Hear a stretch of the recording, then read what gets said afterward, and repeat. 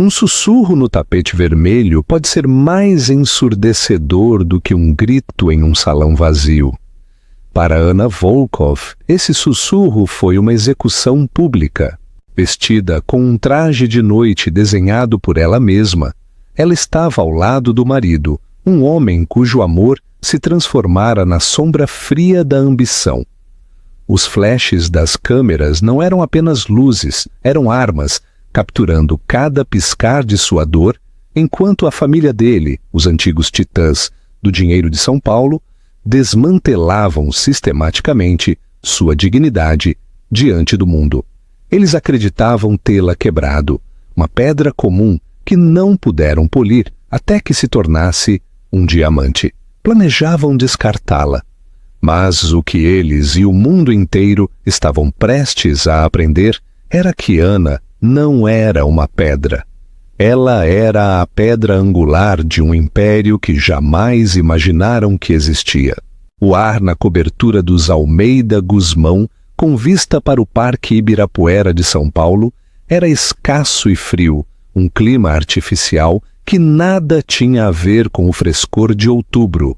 Era o frio da expectativa, do julgamento, uma geada perpétua que emanava da matriarca Genoveva Almeida Guzmão.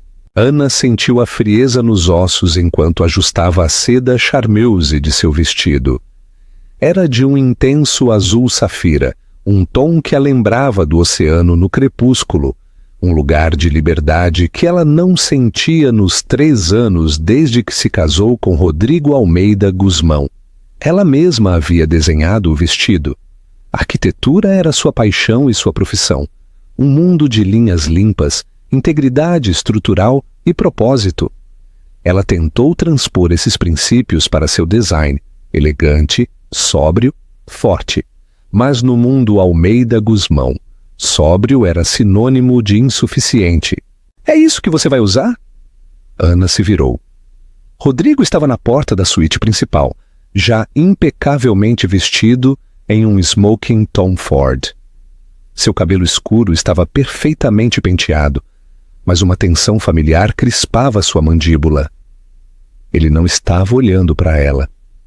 Estava avaliando-a, seus olhos examinando o vestido como um inspetor de obras procurando infrações. Eu desenhei, disse Ana, com um vislumbre de orgulho na voz que ela imediatamente desejou poder engolir. Orgulho não era uma moeda que os Almeida Guzmão valorizavam nela. Percebi, ele respondeu. As palavras não eram um elogio. É simples. Juliana Torres está usando um Dior, feito sob medida esta noite. A imprensa pré-gala já está chamando de o look da temporada. O coração de Ana deu um lento e doloroso salto. Juliana Torres, claro, a mulher que Genoveva sempre desejou como nora. Uma mulher com um pedigree tão antigo e histórico quanto o deles, cuja família era dona de metade dos bancos de investimento. Uma mulher que era tudo o que Ana não era. Meu objetivo não era ser o look da temporada, replicou Ana, mantendo a voz firme. É um gala beneficente, Rodrigo. Estamos aqui para apoiar a Fundação de Alfabetização Infantil. Estamos aqui para sermos vistos. Ele a corrigiu abruptamente. Estamos aqui para lembrar as pessoas que o sobrenome Almeida Guzmão ainda significa alguma coisa, especialmente agora. As palavras não ditas flutuavam no ar entre eles. A corporação Almeida Guzmão, um legado no setor imobiliário de luxo, estava sangrando. Os rumores nas colunas financeiras haviam se transformado em murmúrios preocupados. Uma série de investimentos arriscados havia dado errado. E Rodrigo, como herdeiro, estava sob imensa pressão para projetar uma imagem de estabilidade inabalável. Uma imagem que sua simples esposa, aparentemente, estava manchando. Mamãe ainda está esperando lá embaixo, ele disse virando-se. Não demore e, pelo amor de Deus, use as safiras, Gusmão. Pelo menos tente parecer parte disso. Ele saiu sem dizer mais nada. Ana foi até o porta-joias forrado de veludo em sua cômoda. Aninhado sobre uma cama de seda branca estava o infame colar Almeida Gusmão. Era ao mesmo tempo monstruoso e deslumbrante. Uma cascata de safiras azuis oceano e diamantes lapidação brilhante que estavam na família por gerações. Também era pesado, frio e parecia menos um presente e mais um jugo. Ela o havia usado uma vez no casamento e se sentiu uma impostora. Com um suspiro, ela levantou a pesada peça e a prendeu ao redor do pescoço. As pedras estavam frias contra sua pele. Olhando-se no espelho, mal reconheceu a mulher que a encarava. A simples elegância de seu vestido agora estava eclipsada pelo brilho ostensivo do colar. A mulher no espelho parecia aprisionada, um outdoor ambulante para uma dinastia que a desprezava. Ela era Ana Almeida Gusmão, um nome que parecia mais uma marca do que uma identidade. A garota que costumava ser Ana Petrova, a estudante de arquitetura determinada, que pagava a faculdade servindo mesas, parecia um fantasma de outra vida. Lá embaixo, o frio se intensificou. Genoveva Almeida Gusmão estava ao lado dos janelões do chão ao teto. Um espectro em chanel prateado, sua postura tão rígida quanto as vigas de aço do arranha-céu onde moravam. Ela se virou quando Ana desceu a escadaria de mármore, seus olhos, da cor de dinheiro antigo e desbotado, fazendo a mesma varredura desdenhosa que Rodrigo havia feito. Decidiu usar o colar. Disse Genoveva, sua voz um seco sussurro de seda. Uma escolha sábia.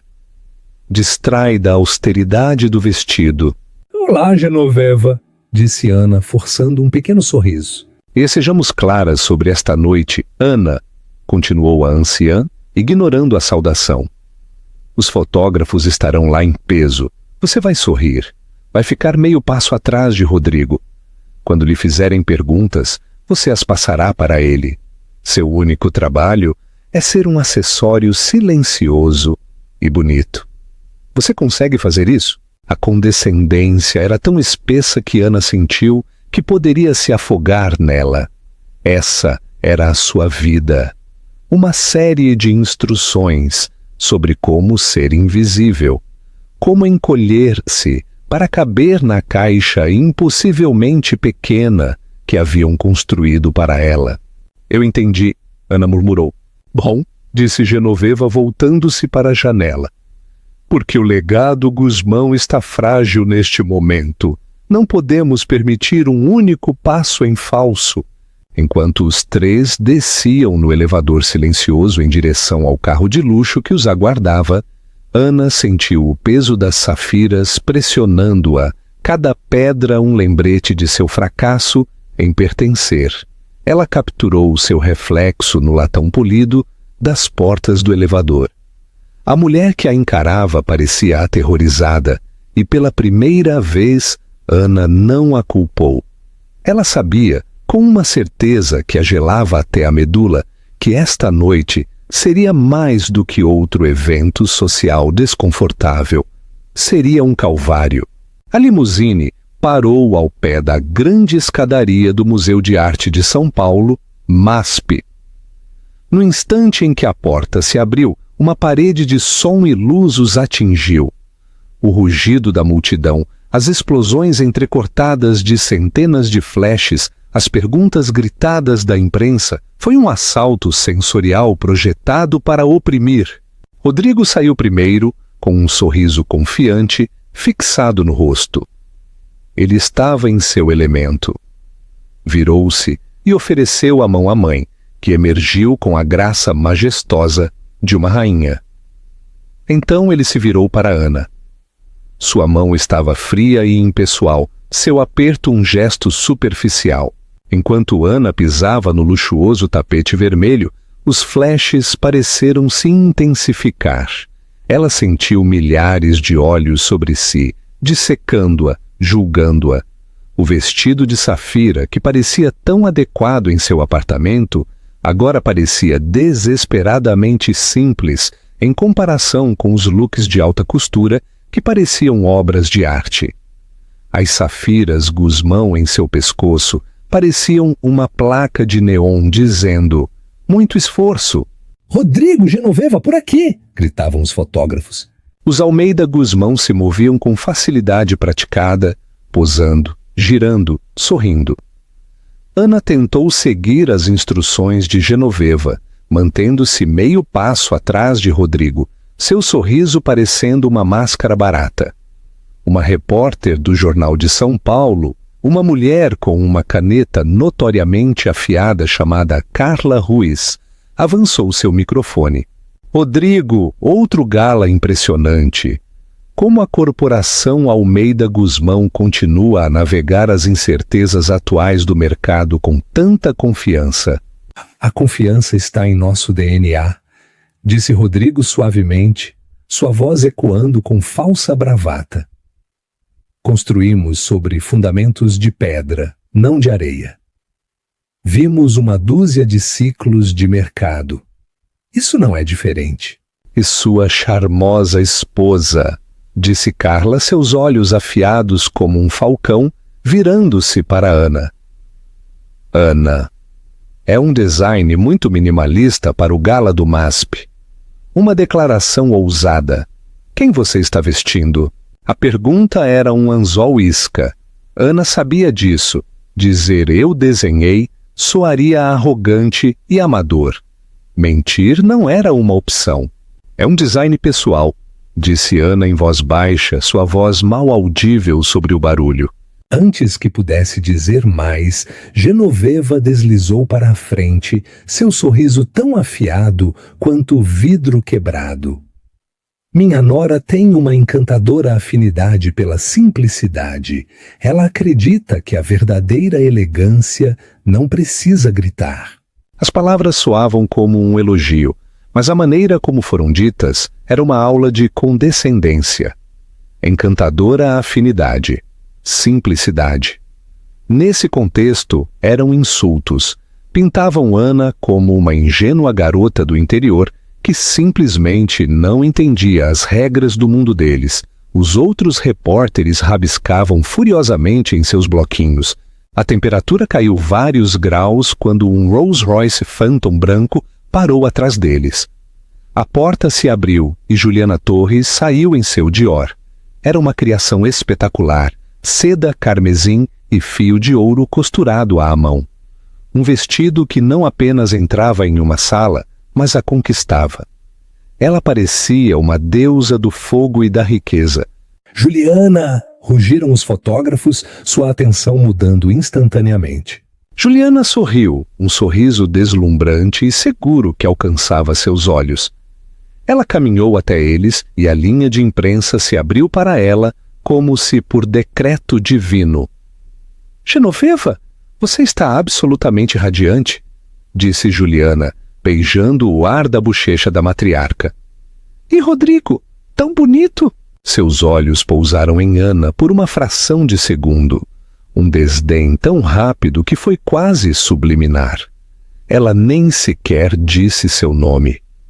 O sorriso de Rodrigo, que fora tenso ao falar com Ana, de repente se tornou genuíno. Juliana, você está impressionante. A Dior foi gentil o suficiente para enviá-lo diretamente do ateliê de Paris.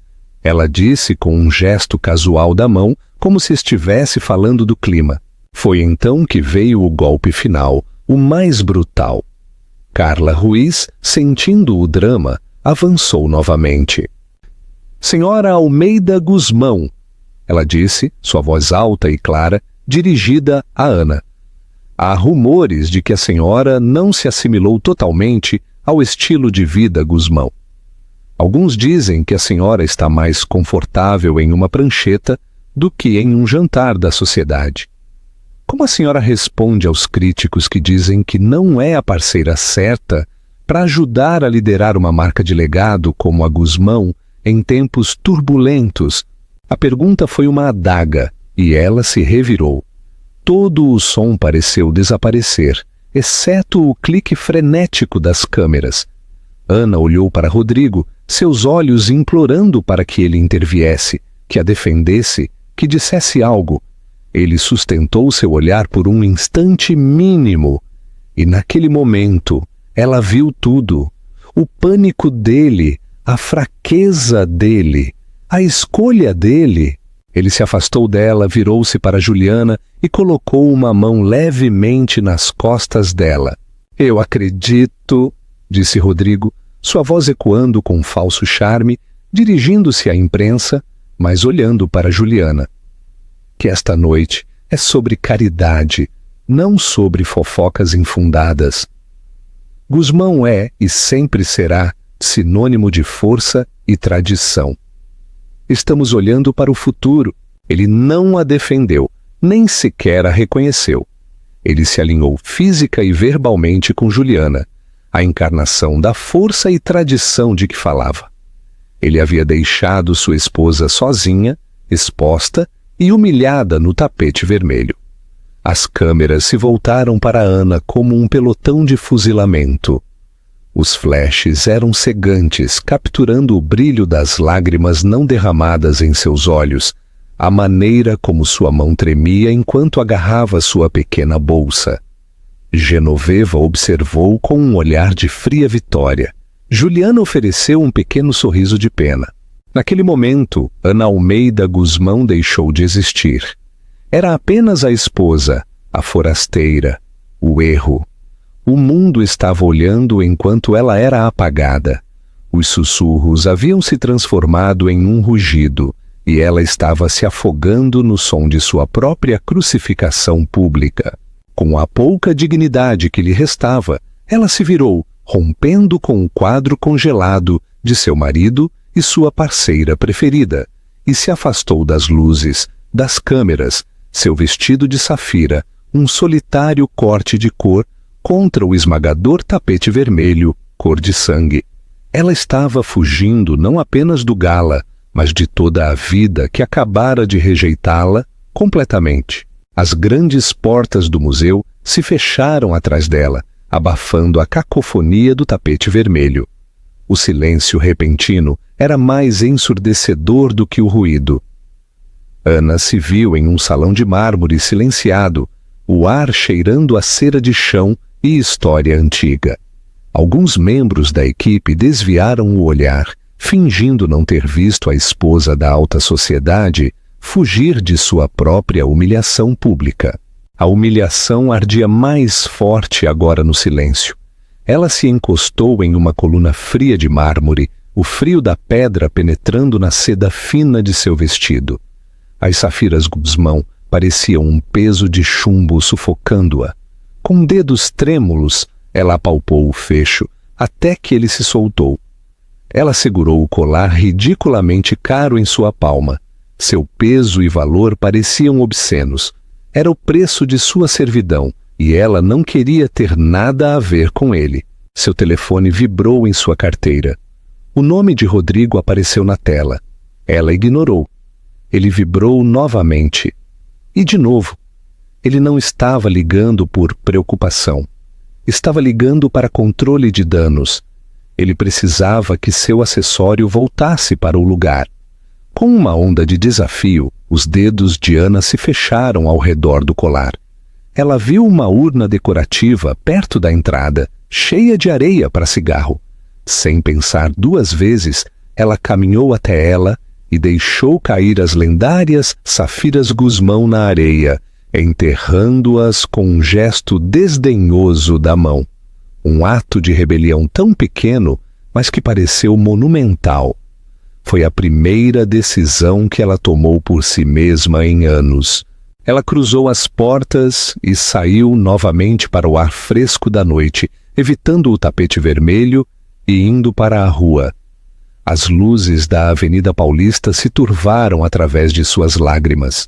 Ela não tinha um destino. Apenas caminhou, o clique de seus saltos no pavimento, um ritmo frenético e solitário. Ela era um fantasma em um traje de safira invisível para a cidade movimentada ao seu redor. Como ela permitiu que isso acontecesse? Ela se apaixonou por Rodrigo, ou pelo menos pelo homem que ela pensava que ele era. Charmoso, ambicioso. Alguém que parecia vê-la por quem ela era, não de onde ela veio.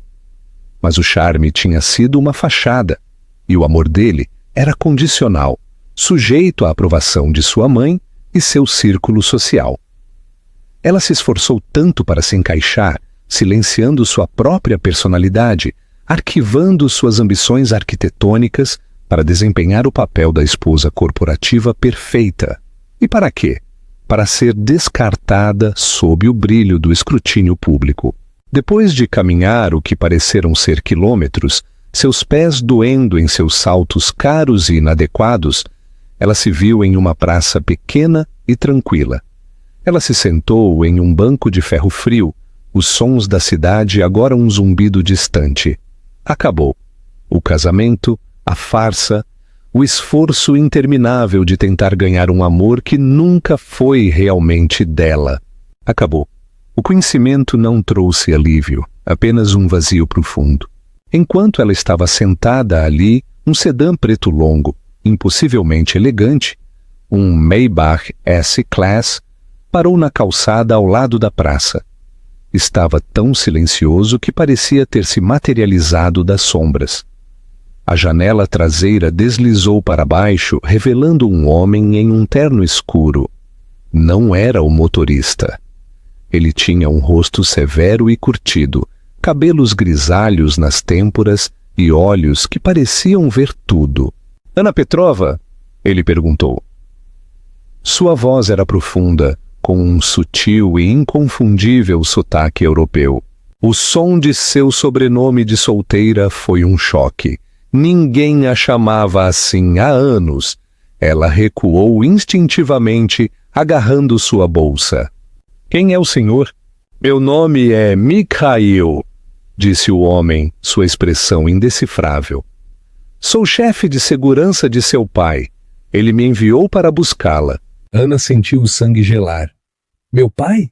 Meu pai está morto, ele morreu anos atrás. Ela tinha 10 anos quando o perdeu em um trágico acidente industrial, ou era o que sua mãe sempre lhe dissera. Sua mãe, que havia morrido pouco antes de Ana ir para a faculdade, a criara sozinha, sempre lutando, sempre dizendo a Ana que elas só tinham uma a outra. O rosto de Mikhail suavizou-se com algo que parecia pena. Seu pai, Konstantin Volkov, está muito vivo. Ele a tem observado à distância, respeitando os desejos de sua mãe. Mas esta noite, por favor, entre no carro. A mente de Ana girava. Konstantin Volkov. O nome era um trovão. Não era um nome comum. Pertencia a um fantasma, uma lenda no mundo do comércio global. Konstantin Volkov era o fundador e CEO recluso e que fugia da imprensa da Volkov Global Logistics, um império em expansão de muitos bilhões de euros que controlava rotas marítimas, minas de minerais raros e empreendimentos de tecnologia de ponta. Ele era um fantasma, um homem cuja foto não era publicada há 2 décadas. Os rumores diziam que ele era impiedoso, brilhante e totalmente solitário. E ele era o seu pai. Parecia um sonho, uma alucinação causada pelo trauma emocional. "Não", ela sussurrou, balançando a cabeça. "É impossível. É um erro." "Não há erro", disse Mikhail, suavemente. Ele segurou uma pequena fotografia gasta. Mostrava um homem mais jovem com olhos escuros e intensos, segurando uma menina com olhos brilhantes e curiosos, e com um dente frontal faltando.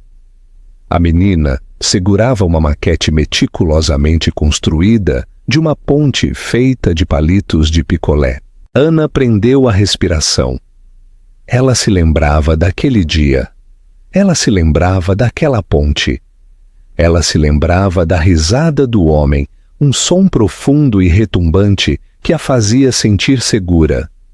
Ela tinha uma cópia desbotada daquela mesma foto em uma caixa debaixo da cama. O mundo se inclinou em seu eixo. Toda a sua vida, toda a sua história era uma mentira. Seu pai não era um operário de fábrica morto. Ele era Konstantin Volkov. Atordoada, ela se levantou. A escolha era entre sentar em um banco frio da praça, uma socialite desgraçada sem para onde ir, ou entrar em um carro que prometia ser o começo de uma piada cruel ou o fim da vida que ela conhecia. Ela olhou para os olhos firmes e pacientes de Mikhail.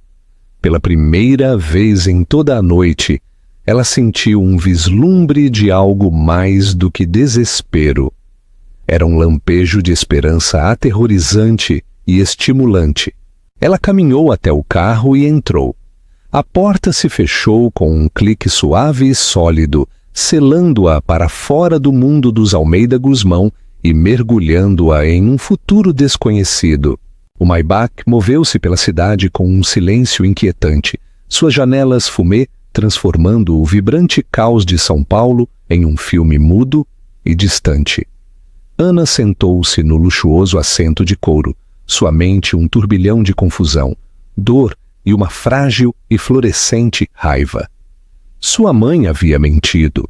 Toda a sua identidade estava construída sobre uma base de engano.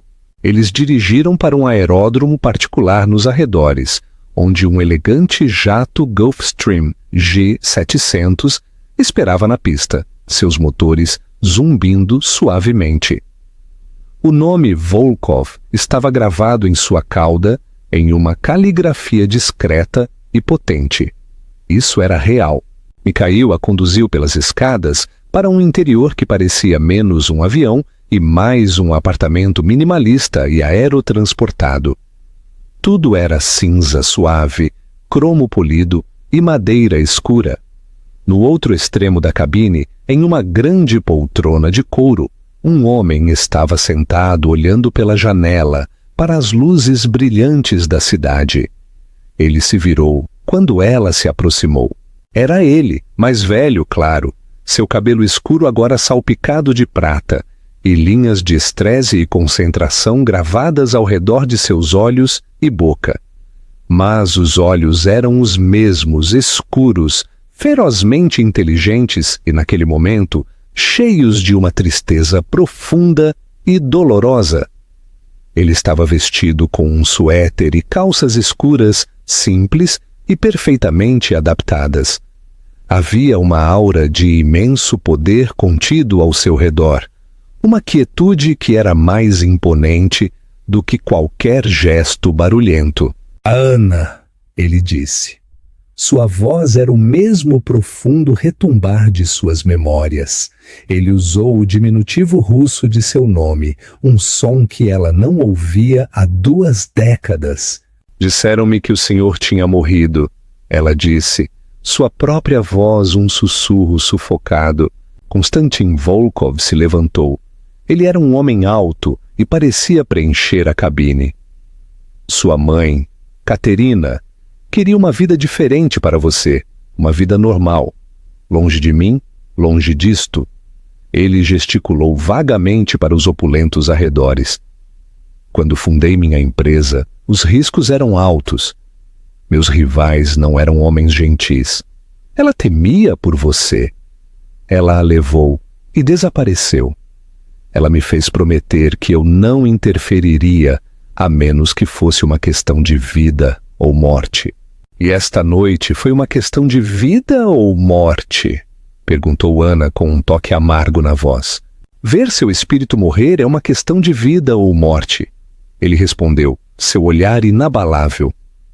Eu honrei minha promessa por 25 anos. Eu a vi crescer de longe. Eu a vi obter seu diploma de arquitetura da Universidade de São Paulo, USP, a melhor da sua turma. Eu a vi ganhar a bolsa jovem por seu design de moradia sustentável. Eu a vi construir uma vida, uma carreira. Você era brilhante, você era forte. Sua voz endureceu. E então eu a vi se casar com aquele garoto, aquele herdeiro fraco e sem caráter que permitiu que a mãe dele estilhaçasse sua alma até que quase nada restasse. Eu a vi apagar sua própria luz para que eles se sentissem confortáveis. Esta noite eu vi como eles tentaram extingui-la por completo. Minha promessa à sua mãe não incluía permitir que a filha dela fosse destruída. As lágrimas escorriam pelo rosto de Ana agora, quentes e silenciosas. Ele sabia, ele a tinha visto, tudo. Os triunfos que ela pensava serem apenas dela, a lenta e dolorosa erosão de seu espírito, que ela pensava que ninguém mais notava. Por que o Senhor não me contou? Ela soluçou. Por que me deixar acreditar que o Senhor tinha morrido? Foi o desejo de morte de sua mãe, ele disse, sua própria voz embargada pela emoção. Ela fez a irmã dela prometer que guardaria o segredo. Ela era orgulhosa e estava aterrorizada deste mundo. Ela acreditava que meu nome seria uma maldição, um peso que esmagaria seus sonhos. Ela queria que você construísse sua própria vida, e você o fez. Você se tornou uma arquiteta, Ana. Você constrói coisas que duram. Está no seu sangue. Está no meu. Ele se aproximou e gentilmente limpou uma lágrima de sua bochecha com o polegar. Seu toque era hesitante, desconhecido, mas paternal. Essa vida, a dos Almeida Guzmão, acabou, ele disse, seu tom passando de emocional para resoluto. A voz de um CEO que move mercados. Eles pensam que você é uma Zé Ninguém. Eles estão prestes a descobrir seu verdadeiro valor e a bancarrota deles. Não vamos voar para lugar nenhum esta noite. Voltamos para a cidade. Eu tenho uma coletiva de imprensa agendada para as 10 horas da manhã na Torre Volkov. O mundo está prestes a conhecer minha filha novamente. Não como Ana Almeida Guzmão, a esposa descartada, mas como Ana Volkov, a única herdeira do meu império. Ele olhou para ela, seus olhos escuros buscando os dela. Eles tentaram enterrá-la, Ana. É hora de mostrar a eles que você é a semente de uma floresta que eles não conseguem compreender. Micael se aproximou deles. Senhor, temos os relatórios finais. A corporação Almeida Guzmão está alavancada até o pescoço. Eles têm um empréstimo ponte de 300 milhões de euros, vencendo em 72 horas. O credor é a Sterling Finch Capital e o valor das ações da Guzmão está muito baixo para garantir outra rodada de financiamento. Eles estão à beira do colapso total. Ana olhou para o pai confusa. O que isso tem a ver comigo? Um sorriso frio e perigoso tocou os lábios de Konstantin Volkov pela primeira vez. Porque minha filha, 48 horas atrás, através de uma série de empresas de fachada, eu comprei a Sterling Finch Capital. A implicação pairou sobre Ana com a força de um golpe físico. Seu pai não apenas tinha o poder de salvá-la, ele tinha todo o legado Almeida Guzmão na palma de sua mão. Eles a humilharam porque a veem como sem valor, disse Konstantin, sua voz agora como gelo. Eles estão prestes a descobrir seu verdadeiro valor e a bancarrota deles. Não vamos voar para lugar nenhum esta noite. Voltamos para a cidade. Tenho uma coletiva de imprensa agendada para as 10 horas da manhã, na Torre Volkov. O mundo está prestes a conhecer minha filha novamente. Não como Ana Almeida Guzmão, a esposa descartada, mas como Ana Volkov, a única herdeira do meu império. Ele olhou para ela, seus olhos escuros buscando os dela. Eles tentaram enterrá-la, Ana. É hora de mostrar a eles que você é a semente de uma floresta que eles não conseguem compreender. Ana não dormiu. Ela passou o resto da noite em uma suíte de cobertura na Torre Volkov, que fazia a residência Guzmão parecer uma cabana.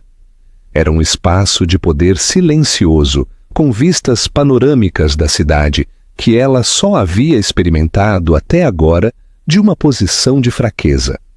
Ela tomou banho para tirar o gala, o cheiro do perfume de Genoveva e a memória da traição de Rodrigo. Um guarda-roupa de roupas a aguardava, perfeitamente no seu tamanho, curado por uma mão invisível. Nenhuma peça era chamativa ou ostensiva. Eram ternos de poder, Armani, vestidos elegantes, acres, casacos sob medida Max Mara. As roupas de uma mulher que dirigia conselhos de administração, não que os decorava.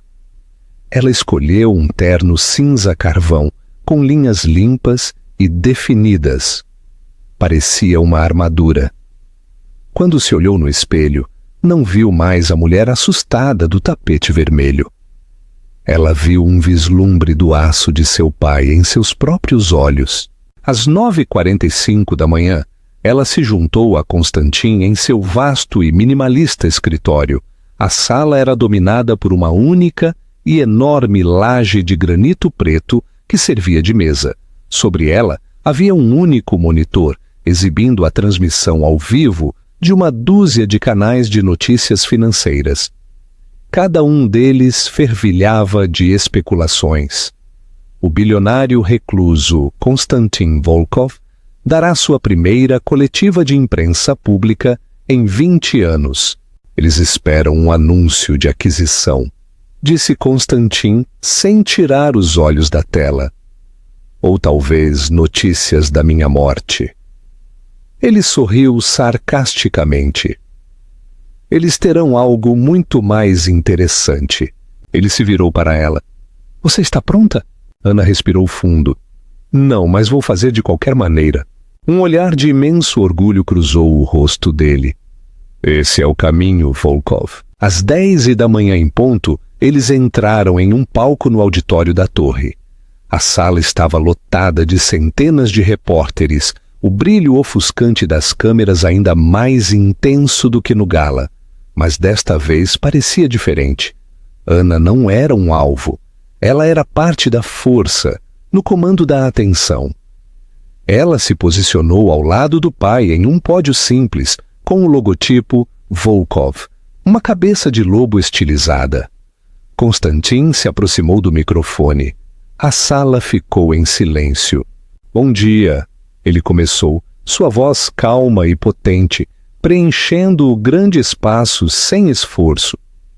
Eu não me dirijo ao público há muitos anos. Prefiro que meu trabalho fale por si. Hoje, no entanto, é uma exceção. Hoje não é sobre negócios, é sobre família, é sobre legado. Ele fez uma pausa, deixando as palavras pairarem. Por muitos anos, o mundo acreditou que eu não tinha herdeiro, que o Império Volkov seria desmantelado e vendido após minha morte. Eles estavam errados. Hoje estou aqui para corrigir o registro e apresentar a vocês o futuro desta empresa. Ele se virou e gesticulou para Ana. Esta é minha filha, Ana Volkov. Devido a assuntos familiares particulares, ela viveu sua vida fora do olho público, mas esse tempo acabou. Com efeito imediato, ela ocupará um assento no conselho da Volkov Global Logistics como vice-presidente. E após a minha aposentadoria, ela, e somente ela, será a minha sucessora. Uma onda de choque se espalhou pelo auditório. Ofegos, digitação frenética, exclamações sussurradas. Os repórteres estavam atordoados. Ana sentiu o olhar coletivo deles, mas não estava mais cheio de pena. Estava cheio de espanto, confusão e um desejo frenético de entender. Mas Konstantin não havia terminado. Ele levantou a mão pedindo silêncio. Esse é o meu primeiro anúncio, ele disse, sua voz assumindo um tom mais duro. O segundo é uma pequena notícia de negócios. 3 dias atrás, a Volkov Global adquiriu uma participação controladora na empresa financeira, Sterling Finch Capital. Como nosso primeiro ato comercial, revisamos sua carteira. O empréstimo ponte de 300 milhões de euros estendido à corporação Almeida Guzmão foi considerado um risco inaceitável. Estamos exigindo o pagamento desse empréstimo, com efeito imediato. Eles têm até o final do expediente de amanhã para pagar integralmente. Se o primeiro anúncio foi uma onda de choque, este foi uma detonação nuclear. Todos os repórteres na sala entenderam a implicação.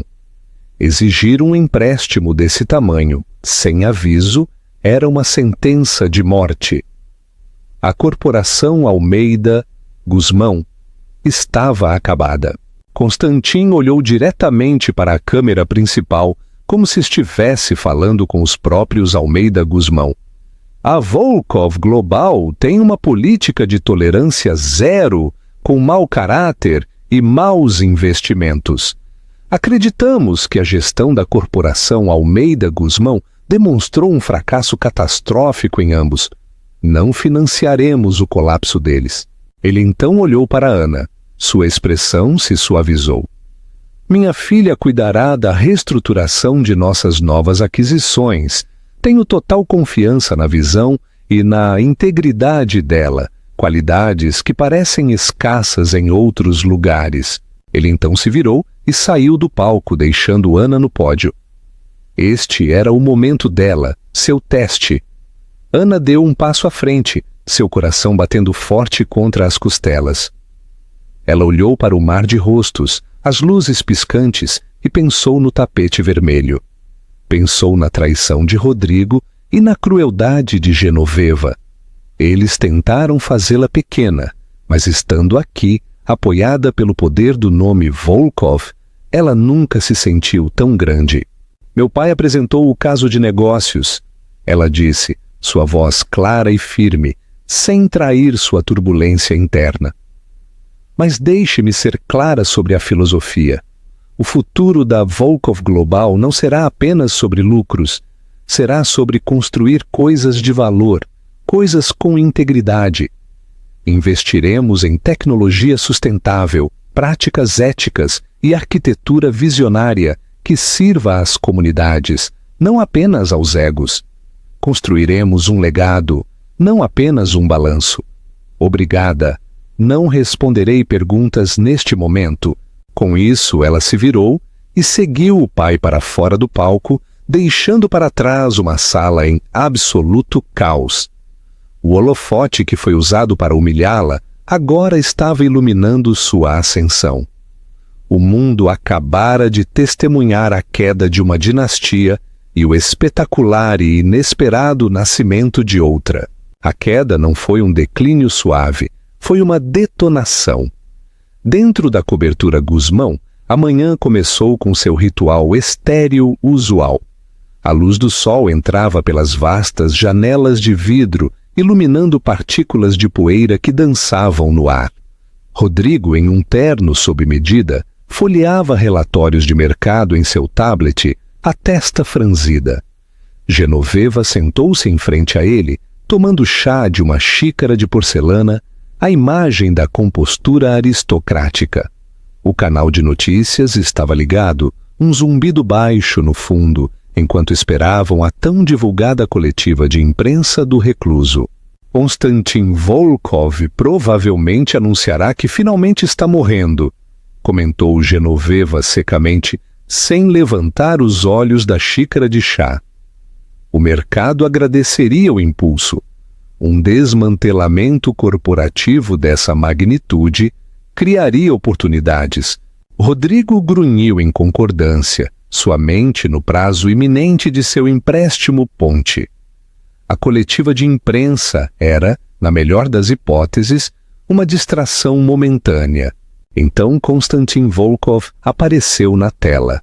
Ele não se parecia em nada com o recluso envelhecido que eles haviam imaginado. Era um homem que irradiava vitalidade e autoridade absoluta.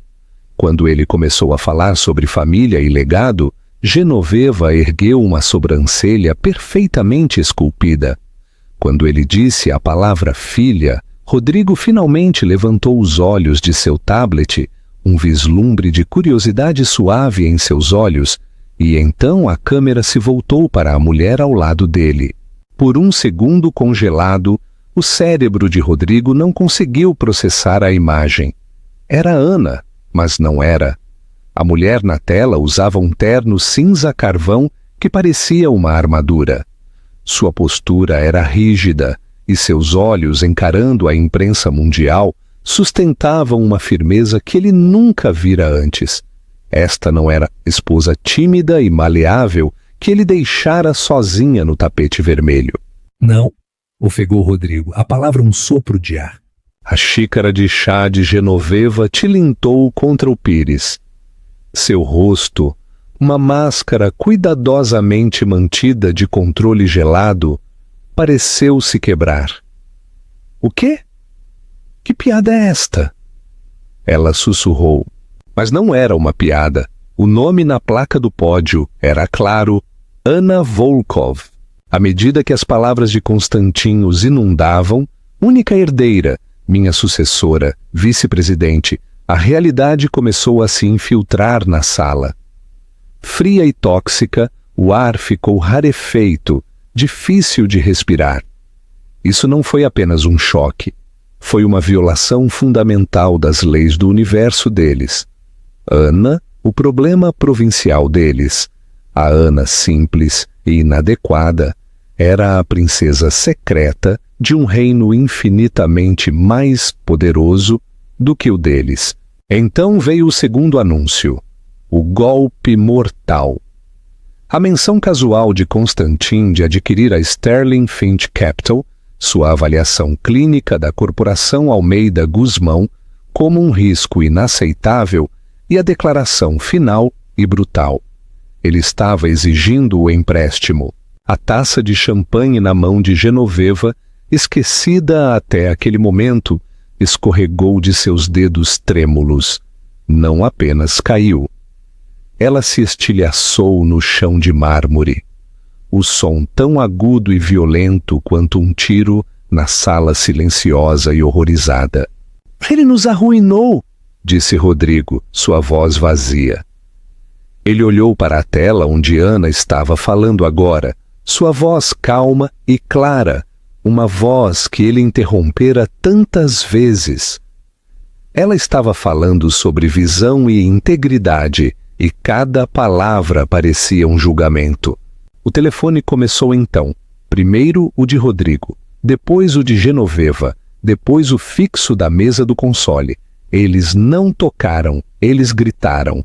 Uma cacofonia de chamadas de membros do conselho, investidores, banqueiros e os uivos da imprensa. O som era um toque fúnebre, um coro eletrônico anunciando o fim da dinastia deles. Na televisão, o indicador da bolsa para o grupo Almeida Guzmão era uma linha piscante vermelho-sangue caindo em um abismo. "Ligue!" guinchou Genoveva, sua voz despida de toda a sua graça cultivada. Agora uma coisa crua e áspera. Ela agarrou o braço de Rodrigo, suas unhas cravando-se na lã fina de seu terno.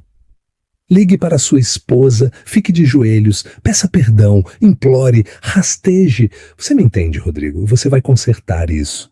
Rodrigo, mexendo em seu telefone como um adolescente desajeitado, com as mãos tremendo demais para usar a tela, finalmente conseguiu encontrar o contato de Ana. Ele pressionou o botão de chamada. Tocou uma vez, duas, e então clicou.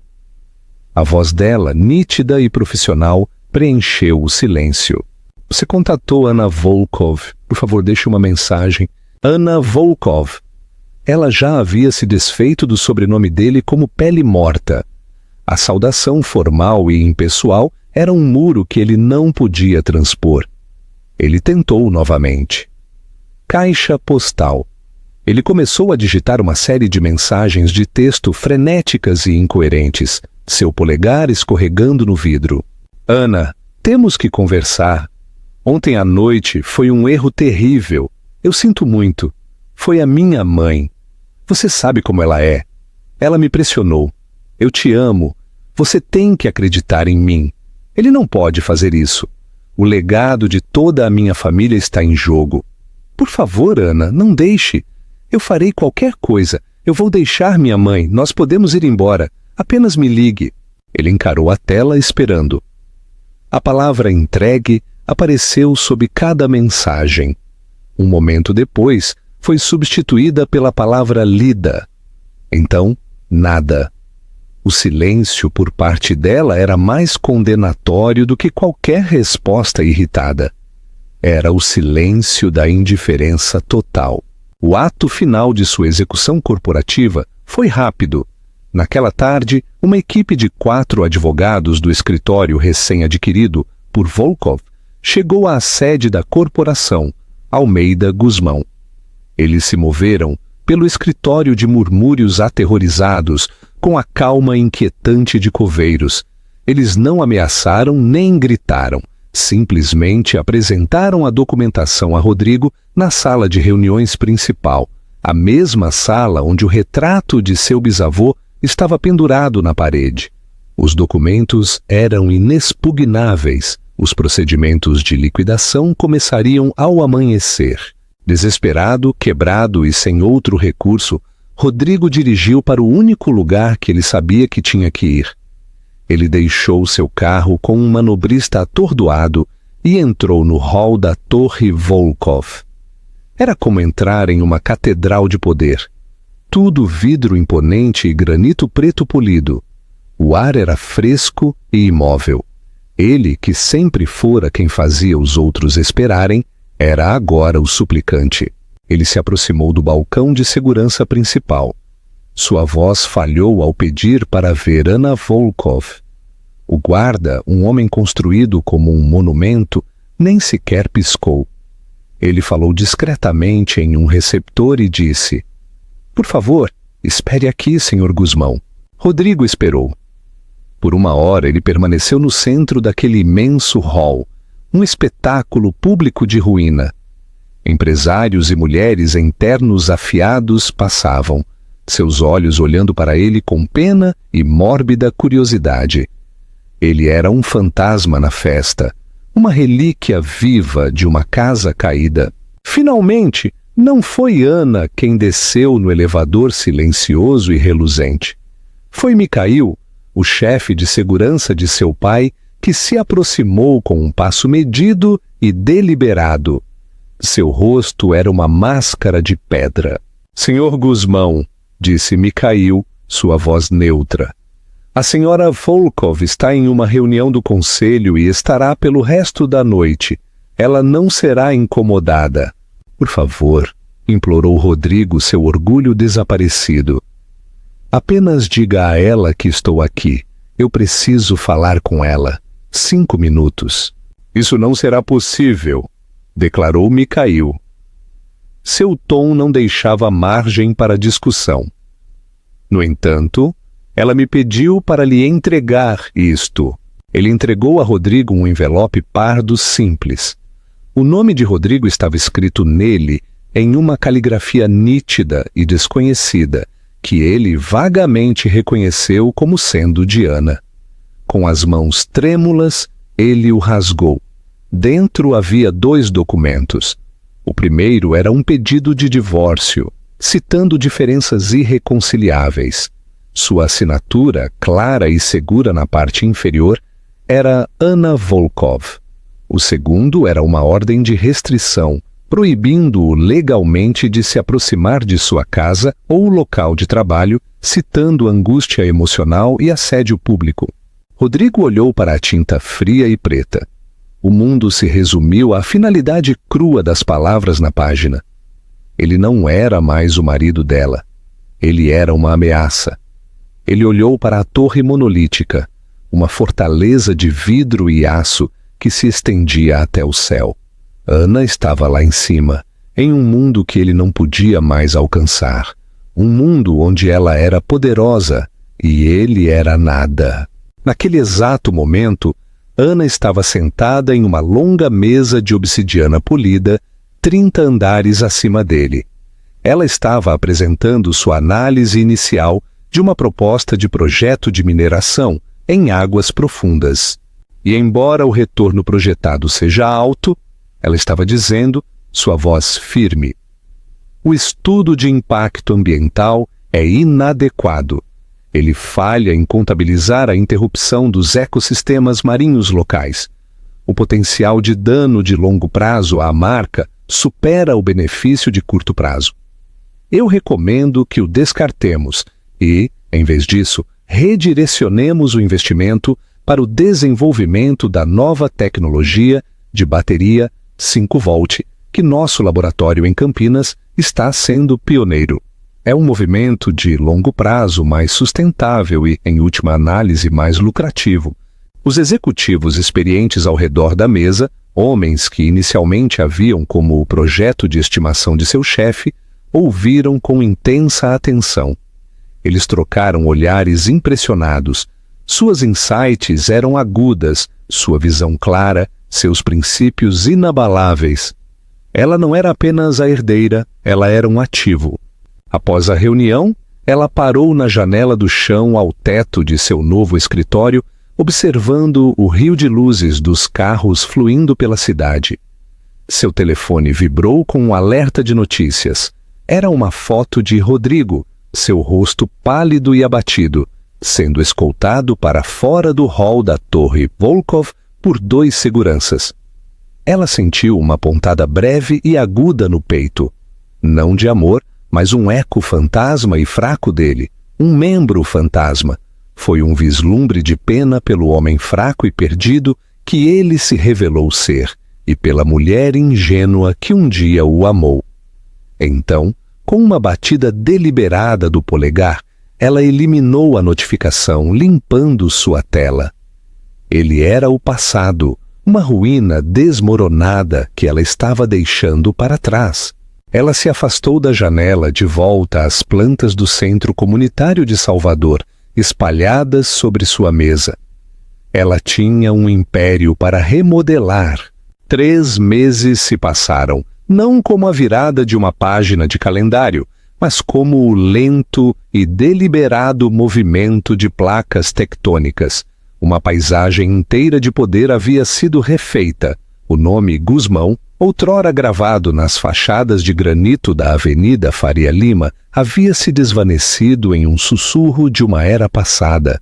Tornou-se uma história de advertência contada em escolas de negócios, um estudo de caso sobre a combinação letal de arrogância e fragilidade. Seus ativos foram liquidados sob o olhar frio e eficiente das equipes jurídicas de Volkov. A cobertura deles na Faria Lima, com seu mármore gelado e quartos sem amor, foi vendida para um gestor de hedge fund, que a desmembrou sem pensar 2 vezes. Genoveva e Rodrigo, despojados de seu sobrenome e fortuna, retiraram-se para uma vida de escuridão amarga, sua gaiola dourada substituída pela muito mais confinada da irrelevância pública. O nome nos lábios de todos agora era Volkov, especificamente Anna Volkov. Sua ascensão foi meteórica, mas solidamente fundamentada. Ela não era a vice-presidente cerimonial que muitos haviam inicialmente presumido. Desde o primeiro dia, ela se lançou ao trabalho com uma dedicação feroz e silenciosa que calou os céticos do conselho. O mundo da logística global, minerais raros e finanças de alto risco estava muito longe de um escritório de arquitetura boutique. Mas Ana descobriu que os princípios eram os mesmos. Era tudo sobre estrutura, integridade e construir coisas projetadas para resistir à pressão. Sua mente, treinada para ver falhas em uma planta, era excepcionalmente adequada para identificar fraquezas em uma carteira de negócios. Sua primeira grande iniciativa nasceu de um desejo de infundir o mundo frio do poder corporativo com o calor do propósito humano. Ela apresentou o plano ao pai e ao conselho, não com gráficos e números, mas com uma história. Ela falou de comunidades esvaziadas pela indústria, de famílias que viviam à sombra do progresso, sem nunca sentir sua luz. Ela apresentou uma visão para a Fundação Volkov para um futuro sustentável, uma entidade revolucionária que usaria os imensos recursos da corporação não para esmolas de caridade, mas para construir ecossistemas autossustentáveis, moradias inovadoras e ecológicas, centros comunitários movidos à energia renovável e espaços públicos projetados pelas pessoas que os usariam. Constantin ouviu sua expressão indecifrável, enquanto ela falava com uma paixão que ele não via desde que sua mãe, Caterina, discutia arte e poesia com ele décadas atrás. Quando ela terminou, a sala de reuniões ficou em silêncio. Ana prendeu a respiração, pronta para a oposição. Em vez disso, seu pai acenou lenta e deliberadamente. Construa, disse sua voz ecoando com finalidade. Este é um legado digno. A primeira pedra angular desse legado foi colocada em Salvador, em um bairro há muito negligenciado, onde Ana havia projetado um centro comunitário que estava agora perto da conclusão. Era sua obra-prima, um edifício que parecia respirar, construído com madeira de demolição e aço reciclado, com um telhado verde inclinado que coletava a água da chuva e painéis solares que brilhavam como uma promessa sob o sol. Seu relacionamento com o pai, antes um abismo de silêncio de 25 anos, começou a parecer um lar. Eles cobriram a lacuna com trabalho compartilhado e histórias hesitantes. Uma noite, sobre as plantas do projeto do Porto de Santos, espalhadas sobre a vasta mesa de granito em seu escritório, ele falou de sua mãe.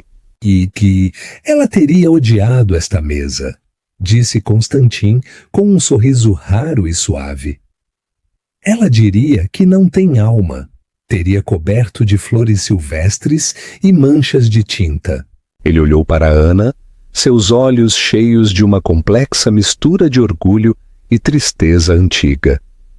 Mas ela amaria o que você está fazendo. Você tem o fogo dela, a crença dela na beleza, mas você tem o meu aço. É uma combinação formidável. Ele se inclinou sobre a mesa não para apontar as plantas, mas para apoiar brevemente a mão sobre a dela. Você não é apenas minha herdeira, Ana. Você é a culminação das melhores partes de nós dois. Essa sensação de paz e propósito a acompanhou em uma fresca tarde de primavera, enquanto ela estava no deck de observação do quase concluído Centro Comunitário de Salvador. O sol estava se pondo, lançando uma luz quente e dourada sobre a cidade. Abaixo, o som de risadas de crianças ecoava no novo playground, um som de pura alegria em um lugar onde havia pouco. Ela olhou para o outro lado do rio, para o horizonte de São Paulo, uma tapeçaria cintilante de ambição e luz.